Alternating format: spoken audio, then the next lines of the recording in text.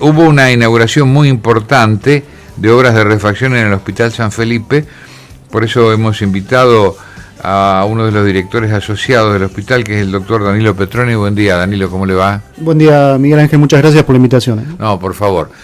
A ver, ¿qué es lo que se inauguró esta semana y de qué se trata? En el hospital hace un año y medio que empezamos con una obra de infraestructura que estamos llevando adelante, porque una de las líneas de trabajo fundamentales es mantener el edificio, que son casi 2.000 metros cuadrados cubiertos, y a través de una donación que hizo la empresa Siderar, los fondos se recaudaron con la Maratón K del año pasado, de casi 320.000 pesos, más un monto importante que también aportó la empresa. Empezamos una refacción hace 6 meses atrás de la sala de pediatría, que es la sala que está en el segundo piso, donde se internan los chiquitos que consultan al hospital. Hay 12 habitaciones con 24 camas. Pediatría, ¿hasta qué edad ingresan? Hasta los 18 años. Sí, hasta los 18 años. Sí, hoy se ha extendido un poco el grupo etario y se atiende casi hasta los 18 años. ¿Sí? El tema etario va cambiando casi siempre. La Organización Mundial de la Salud lo va modificando de acuerdo a lo que se define como infancia, ¿no? Y eso ha cambiado en los últimos años. Y bueno, así que estamos muy contentos porque hacía mucho tiempo que no se invertía en infraestructura en la sala de pediatría, que es un lugar donde se usa muchísimo, Miguel. Ahí se externan por año casi 2.000 chicos, que son los que se internan anualmente. En el hospital consultan diariamente casi 400 chicos, pero obviamente esos 400 se interna un número muy inferior, que son los que tienen alguna enfermedad lo suficientemente importante como para terminar internados. Claro. ¿Cuáles son, doctor, las patologías más comunes que se presentan en ese periodo? En los chicos casi siempre son infecciones. Las enfermedades más prevalentes son infecciones, pero las más graves son los accidentes. Deficiencias primarias, digamos. Exacto. De todos modos, las más graves, porque también el hospital tiene una sala de terapia intensiva infantil, que es la única en la zona, en el norte de la provincia de Buenos Aires. Y los más frecuentes de internación son las lesiones secundarias de accidentes. Y dentro de los accidentes, los más frecuentes son los accidentes hogareños en los chicos. A diferencia de cuando hablamos de accidentes hogareños, ¿cómo los tipifica, por favor? Caídas, después quemaduras y todas las lesiones que ocurren dentro del hogar, que casi siempre tiene que ver con una falta de cuidado momentáneo de los padres, ¿no? Sí, alguna ingesta inadecuada. Bueno, eso también, ¿no? La parte digestiva sí, pero... ¿Accidentes con electricidad, doctor? Sí, también. Sí. Casi todo lo que tiene que ver dentro del hogar, y es una cosa que se diferencia del adulto, que las lesiones más frecuentes son en el tránsito. En los chicos, en el hogar, y en los adultos, en el tránsito. Y bueno, la terapia intensiva la inauguró el doctor Pasaglia durante su gestión como ministro de Salud, y por suerte es una de las pocas con la que cuenta el norte de la provincia de Buenos Aires, y la tenemos acá en San Nicolás. ¿No? ¿Y ustedes reciben pacientes de todos otras lados? jurisdicciones? Casi un 20-25% de los pacientes que se internan en la terapia son de afuera. Recuerden que este es un hospital interzonal, claro, y no solo satisface la demanda de esta zona, sino que de toda la zona norte de la provincia de Buenos Aires. Ricardo. Se pone complejo, ¿no es cierto?, atender a tanta cantidad de gente en un centro como el Hospital San Felipe. Sí, de todos modos, hoy globalmente el porcentaje de ocupación del hospital no llega al 70%. Hay áreas que están muy saturadas, como la guardia y las terapias de adultos y la sala de clínica médica, pero hay otras áreas que tenemos mucha menos internación. Y globalmente el porcentaje de internación o de ocupación en realidad es el 70%. Por ahí pasa también la responsabilidad de la vacunación. Sí, obviamente la salud pública tiene 3 funciones: evitar que la gente se enferme, cuando se enferma hacer el diagnóstico y el tratamiento adecuado, y después la recuperación de los enfermos. Todo lo que tiene que ver con la prevención, a lo que usted se refiere, las vacunaciones, pasan por fuera del hospital. Y quizás sea lo más importante hoy en salud pública, todas esas maniobras, esos gestos que tiene que hacer la salud pública para evitar que la gente se enferme, que tiene mucho que ver con los riesgos. Porque yo, si mal no recuerdo, hace un año más o menos comenzó la vacunación de la varicela, que no estaba dentro de las obligatoriedades, ¿no? ¿Cómo ha funcionado el tema de la varicela? No, muy bien. Argentina es uno de los países en el mundo que tiene el plan de vacunación más amplio, y eso obviamente repercute en forma positiva en la cantidad de pacientes que se enferman, en las enfermedades que se pueden prevenir, ¿no? Ahora estábamos viendo que la vacuna que está autorizada ya por la Organización Mundial sobre el dengue. Sí. Aparentemente en la Argentina no está aprobado. Todavía está en fase de investigación, y va a tardar eso en que realmente se universalice la vacuna del dengue. ¿Se conoce que haya algún otro país que está afectado por el dengue que la haya puesto en práctica? Bueno, hasta donde nosotros recibimos la información del Ministerio de Salud, la última información que tuvimos en la investigación de la vacuna, iban a tardar por lo menos 5 años en que esto se universalice a los países donde el dengue es endémico. Porque hay 4 serotipos del dengue y no podían encontrar una vacuna que defendiera contra los 4 serotipos del dengue. Pero evidentemente la inversión que se está haciendo a nivel mundial puede dar buenos resultados en desarrollar una vacuna efectiva. ¿Qué es lo que más les preocupa en el hospital, en el área pediátrica, sobre los descuidos, la falta de atención y demás que puedan producirse en la salud de los que están todavía comprendidos en la edad de pediatría y que requieren la asistencia del hospital? La guardia en realidad lo que está transformando a la pediatría en un área crítica es la falta de pediatras. Aunque parezca una verdad de perogrullo, hay ciertas condiciones del sistema sanitario que están expulsando a los chicos a que hagan pediatría. Y nosotros vemos que rápidamente, si esto no se corrige, nos vamos a quedar sin pediatras. Y va a ser una... ¿Ustedes lo consideran como fundamental en la estructura? No, sí, y hay una alerta sanitario, no solo a nivel de la ciudad, sino de la provincia y de la nación, de que se va a transformar en un área crítica. Y tiene que ver con una serie de condiciones que se han ido generando con el tiempo, que los alumnos que terminan egresando de medicina no eligen la pediatría. Y ha pasado con otras especialidades también, ¿no? Hay las terapias, las áreas críticas, anestesia, y tiene que ver con todas unas condiciones en las que trabajan los médicos, que los chicos prefieren especialidades menos complejas, ¿no? Que tiene que ver con las demandas de mala praxis, las condiciones en las que están trabajando, los sueldos.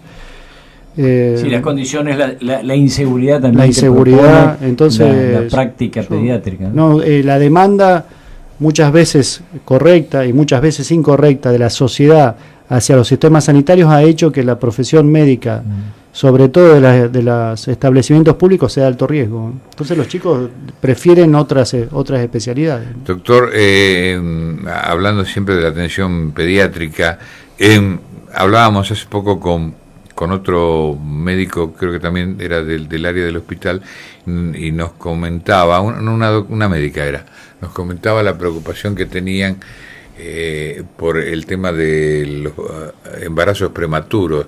¿También llegan al área pediátrica a aquellas jovencitas con embarazos prematuros? El embarazo adolescente no deseado es un problema sanitario que tiene que ver con lo que hablábamos antes de los gestos preventivos que se deben llevar adelante para evitar estas cosas, ¿no?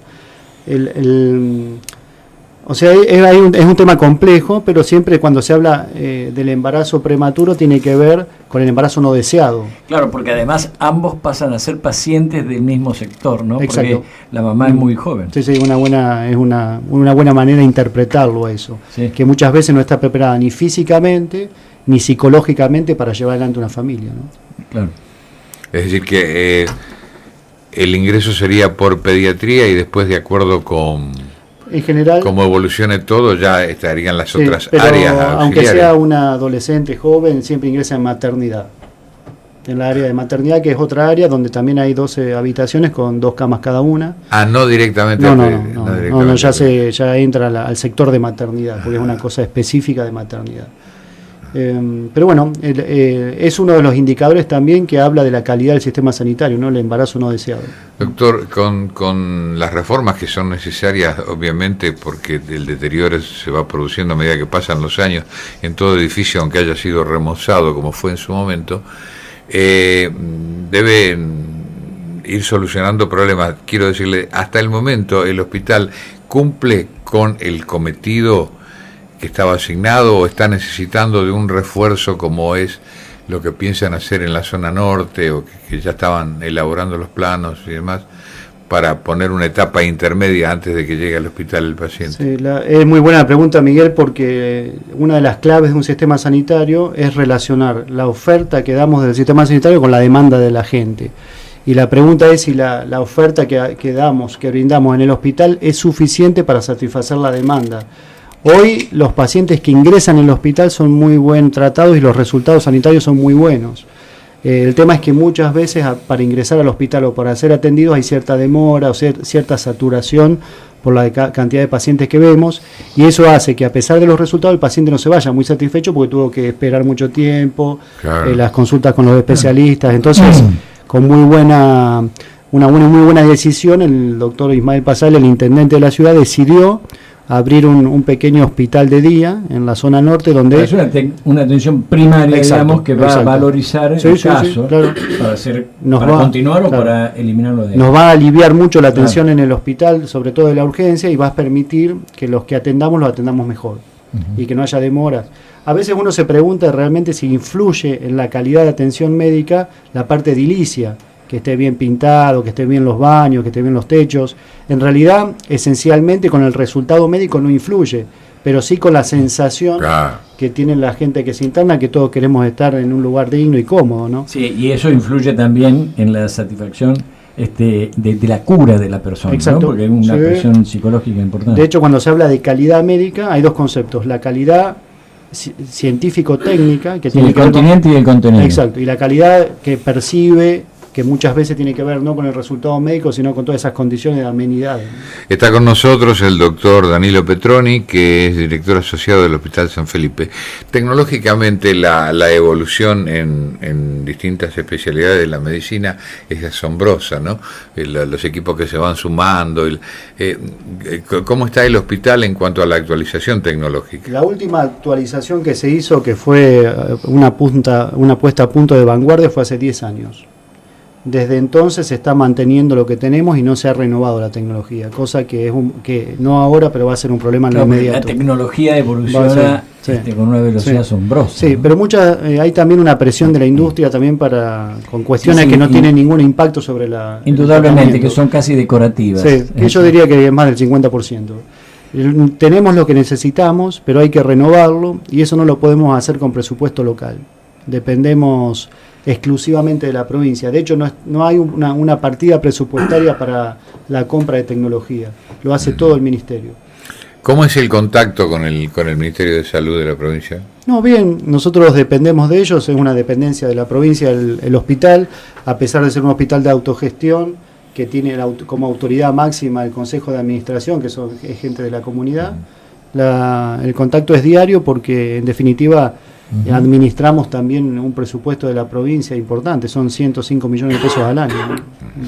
De los cuales el 80% va a salarios y el resto se distribuye entre lo que llaman partida 2 y 3, que tienen que ver con servicios, que es para mantenimiento, teléfono, todos los servicios que utilizamos, no personales, y la partida 2, que tiene que ver con insumos o bienes de consumo, que son los descartables, medicamentos y soluciones.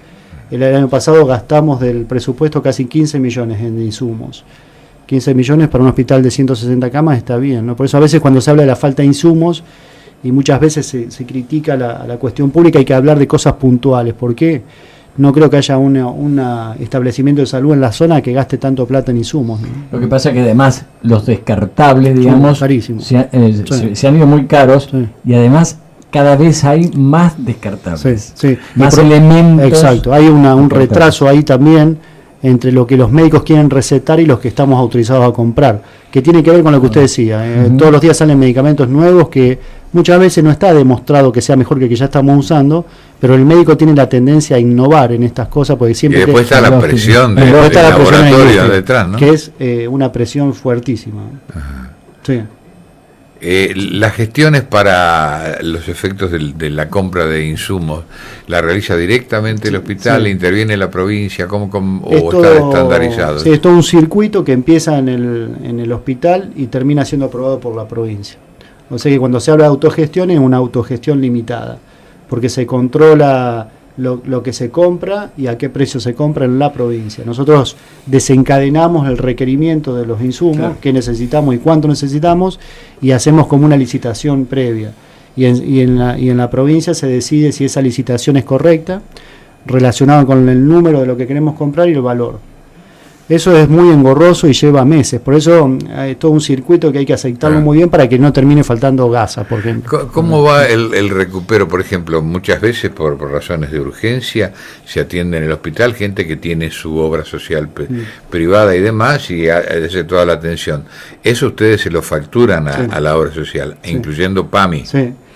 ¿Cómo es el sistema de recupero? En alguna época sé que había quejas que directamente no venían, es decir, la persona tenía su obra social, había hecho la denuncia esta en el momento de la atención y después cuando la mutual tenía que pagar no pagaban. Exacto. ¿Eso se normalizó? Eso comienza también con gestiones de Pasaglia, que antes las obras sociales pagaban si querían porque no estaban obligadas a pagarle al sistema sanitario. Se desarrolló una ley que se llama la ley del SAMO, donde el Estado le obliga a las obras sociales a pagar las prestaciones que se... ¿Y cómo se registra eso? ¿Cómo cuando llega un paciente, por ejemplo? Hay todo un sistema, una oficina dentro del hospital que se llama Oficina del SAMO, que identifica a los pacientes con obra social, evalúa la prestación que se le ha hecho y se le factura como si fuera una clínica privada las obras sociales. Ahora, doctor, y para certificar que realmente el paciente le dice la verdad, porque le puede decir no tengo obra social. Hay un sistema de computación que con el número de documento y a través de conexiones con el ANSES, definimos si... Hay mucha gente que va y lo hace espontáneamente. Y otras que debería ser. Sí, y otras que por ahí para evitar los trámites, de tener que autorizar las órdenes y todo, no lo dicen. Pero nosotros los identificamos. Igual no se identifican, todavía hay un porcentaje que pasa inadvertidos, ¿no? Sobre todo la atención en la guardia, que no tenemos tanto tiempo a veces para someterlo a ese trámite administrativo y se van sin ser identificados. Claro, ¿no? Pero es decir, tomando conciencia, si uno tiene su obra social, que en ese caso se está ahorrando un servicio que debería pagarlo la obra social. Sí, me gustó tu palabra, tomando conciencia, ¿no? Es muy difícil. Me encantó. No, incluso hay que ver ahora, Miguel, la sala de pediatría, bueno, lo invitamos al intendente y estaba muy contento el intendente, pero decía que no solo hay que hacer, sino que hay que mantener, ¿no? Y nosotros hemos visto últimamente cómo la gente es muy poco cuidadosa en los bienes del público, ¿no? Y eso es algo que es muy difícil evitar. ¿Se producen deterioros intencionales dentro del hospital? No sé si intencionales, pero por falta de conciencia. A lo mejor usted acaba de pintar la habitación y va y están los padres de los chicos con la pierna apoyada en la pintura, ¿no? Y a veces cuando uno se lo señala reaccionan de una manera bastante violenta, ¿no? Pero bueno, es la sociedad en la que nos ha tocado gestionar. En líneas generales, la provincia, hablando de la provincia de Buenos Aires, en el Gran Buenos Aires, muchos hospitales se han visto sometidos a una extrema violencia en la guardia por atenciones de gente que viene en condiciones no aptas, ¿no? Lo que pasa es que hay una ambición desmedida de no es buscar la curación, sino buscar el milagro. Sí. Y los médicos curan, pero no hacen milagros. Claro, pero a veces por no esperar 5 minutos ha habido agresiones físicas. Que esa agresión y los gritos y la violencia pueden subsanar el inconveniente. ¿Y acá se han dado? Sí, en menor medida hemos tenido situaciones violentas en la guardia, por lo que usted señala, Miguel, y incluso tenemos toda una estrategia ahí para evitar que esto sea importante. Tenemos los vigilantes hospitalarios, que son empleados del hospital, y tenemos 2 policías por día de guardia. Hemos puesto cámaras de seguridad, pero más que nada para proteger a los empleados y a los otros pacientes, ¿no? Claro. Se han dado algunas situaciones de violencia que ha tenido que incluso concurrir la policía a llevar los detenidos a los pacientes o a los familiares. ¿Qué circunstancia para el médico que está en la guardia ahí tratando terrible. Por eso digo que si la sociedad no interpreta lo que está pasando, esto es un arma de doble filo, porque va a terminar afectándose seriamente la calidad de los establecimientos de salud, y todos en algún momento lo vamos a necesitar. Claro. Está pasando con pediatría, pero probablemente pase con los médicos de guardia también, ¿no? Ahora está pasando también algunos inconvenientes en Buenos Aires con esta fiesta electrónica, y los que se encuentran internados ya son 6 jóvenes internados en Buenos Aires, en 2 nosocomios distintos, pero 4 fueron los muertos. Y ahora hay una violencia que se presenta posteriori, ¿no? por estos hechos. Aparentemente una intoxicación, ¿no? Intoxicación por consumo, exceso de consumo, aparentemente, ¿no? De acuerdo con de droga ilícita. El doctor Crescenti, ¿no? Qué bárbaro. Bien. El tema es... Bueno, que tiene que ver con la prevención, que hablamos siempre, ¿no? Bien, doctor, entonces el aporte de Ternium fue fundamental para esta obra. Sí, fue la labor inicial. Está en marcha. Si no, no lo hubiésemos podido hacer. Ajá. Con esto ya vamos cerrando. ¿Cuáles son los planes inmediatos en cuanto a refacción o mantenimiento que tienen previsto para el hospital? Sí, y quiero agregar que, claro, que todo esto tiene que ver también con el aporte de la cooperadora del hospital, ¿no? Que fue la que hizo el nexo con la empresa, y que si seguimos en esta línea de trabajo, la idea es hacer lo mismo que hicimos en pediatría, en la sala de clínica y en la sala de cirugía, que son gemelas al área de pediatría. La misma cantidad de... Con lo cual remozarían el hospital. Una parte esencial, ¿no?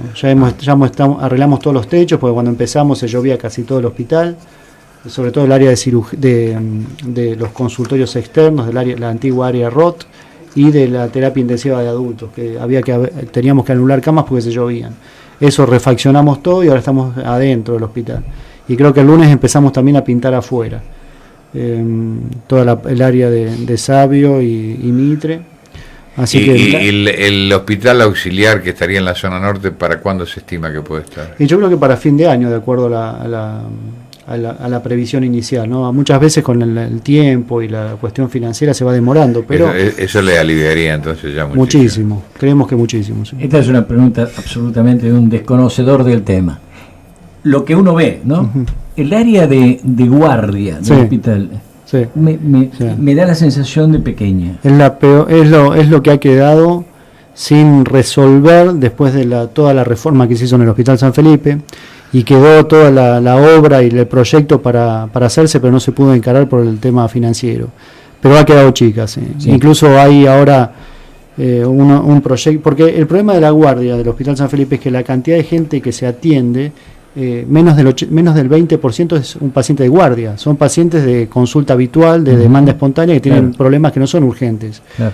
Tenemos que hacer ahí unos consultorios para atender a esa gente, para que la guardia sea realmente de emergencia. Claro. Entonces se mezcla todo, ahí hay un lío bárbaro, y a veces por atender al que más grita, como dice usted, no atendemos al grave. Claro. Y tenemos problemas ahí, ha quedado chicas. ¿Sí? Ojalá se pueda resolver. Ojalá que sí. Doctor Danilo Petroni, gracias por habernos visitado. Muchas gracias por la invitación.